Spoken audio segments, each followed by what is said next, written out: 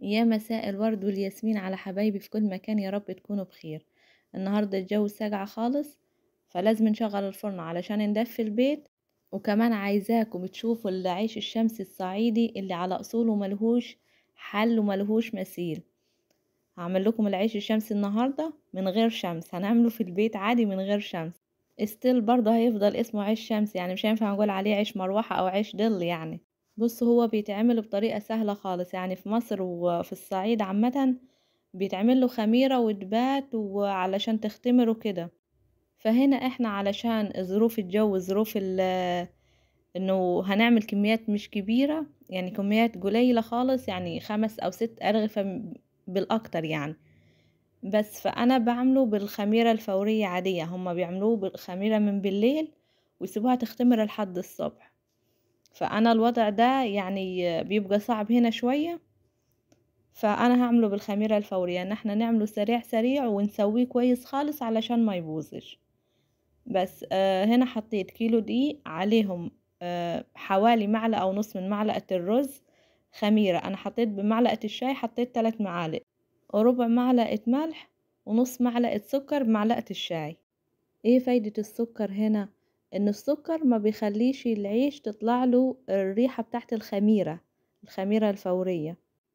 حطيتهم بدأوا يتعجنوا في العجان، هيتعجنوا كويس خالص خالص. انا زودت شوية المية عشان حابة العجينة تكون طرية شوية، علشان لما العيش يستوي يكون طري خالص معايا. بس العجينة بالشكل ده زي ما انتوا شايفين ناعمة وحلوة كده وطرية ازاي.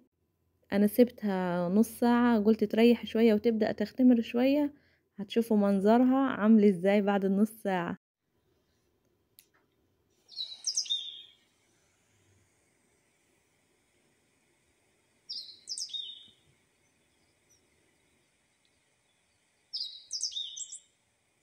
هنا شايفين شكلها بعد النص ساعة عاملة ازاي، كانت اختمرت خالص واتضاعف الحجم بتاعها بالشكل ده. في المرحلة دي هنقطع العيش، هعملهم انا على 5 أرغفة. التقطيع العيش هحتاج شوية من الدقيق بس علشان ابطن بيهم وش العيش من فوق. وكمان هحتاج المجارس دي انا عاملاها بالردة من فوق علشان العيش يختمر عليها. ممكن لو ما عندكمش المجارس ممكن تعملوهم على الصواني عادي اللي هتدخل الفرن، بس لازم برضو نبطن الصواني بالردة.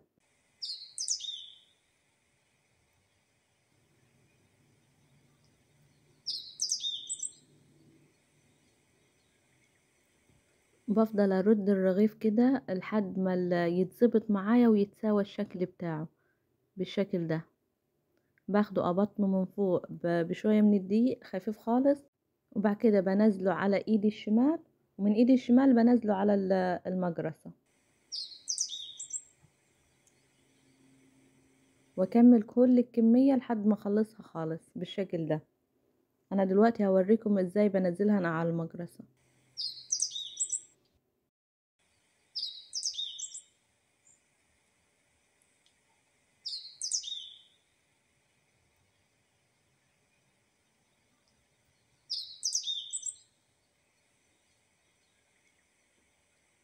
الغرض من ان انا بنزله على ايدي الشمال وارجع احطه تاني على المجرسة ان انا عايزة الشكل المتساوي يكون من فوق. بس بسيبه كده 5 دقايق واكون مشغله له المروحة. جاب ما الوش بتاعه ينشف اكون بططته كده واخلي العلو بتاعه حوالي سنتي، واسيبه يختمر. طبعا انا مشغله له المروحة علشان الجو كان النهاردة يعني هوا شديد وما كانش ينفع ان انا اطلعهم في الشمس. بس فانا شغلت لهم المروحة، اخدوا حوالي ساعة ونص وكانوا اختمروا. هنا نص الاختمار بتاعهم. وبرضه علشان العجينة بتاعتنا طرية، فانا مش هخليه يرتفع اوفر يعني علشان ما يسيحش معايا لما يدخل الفرن. هنا كان الاختمار بتاعه كامل وانا هشغل له الفرن على درجة حرارة عالية. لو كان اختمر اكتر من كده، اول ما هيدخل الفرن ينزل كده لتحت، مش هيرتفع لفوق، مش هيكون مرتفع وعالي، هيكون كده عامل زي الفطير. اول ما الفرن سخنت على طول جبت الابرة وشققت العيش بالشكل ده، ما سبتش فيه اي حتة مش متشققة، كله شققته.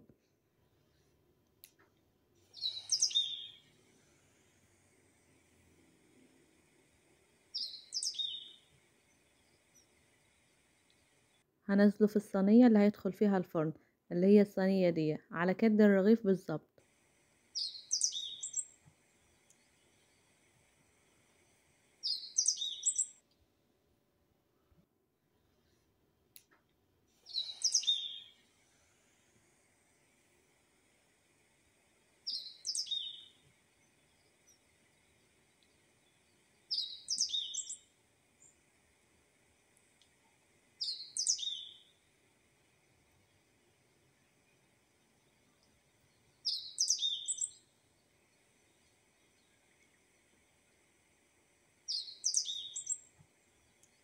نظبطه قبل ما يدخل الفرن، علشان الشكل اللي هيدخل بيه هيطلع عليه. هنا بعد ما اخد حوالي ساعة الا ربع في الفرن، طالع بالشكل ده تحفة وخفيف جدا وطري جدا، يعني ملهوش حل بصراحة، احلى من الكيك مليون مرة. انا مرة ناس امريكان اكلوه من ايدي، يعني كانوا بياكلوه كده من غير اي حاجة، زي كأنه بياكلوا كيك، كانوا منبهرين بيه. بصراحة احنا برضو يعني ما نقدرش نستغنى عنه، لازم ضروري يكون في البيت موجود يعني طول الوقت. شايفين الفتحات اللي في العيش دي من جوه دي، التخمير بتاعه مظبوط مليون المية. شايفين الطراوة بتاعته، هو برضو لسه ما كانش هدى من السخونية بتاعته. لما بيهدى خالص من السخونية بحطه في كيس بلاستيك وبشيله في التلاجة، وبطلع على قد ما احنا عاوزين، يعني رغيف 2 او اكتر على حسب ما احنا عاوزينه، وبدفيه في الفرن، بيطلع كأنه فريش لسه معمول. انا بخلي يعني رغيف من بره والباقي بشيله في التلاجة. بس اتمنى تكون الطريقة عجبتكم وسهلة وسريعة، وبصراحة تحفة، وانا يعني ماشي عليها ليا سنين. اتمنى الفيديو يكون عجبكم، نشوفكم على خير ان شاء الله. See you. باي باي.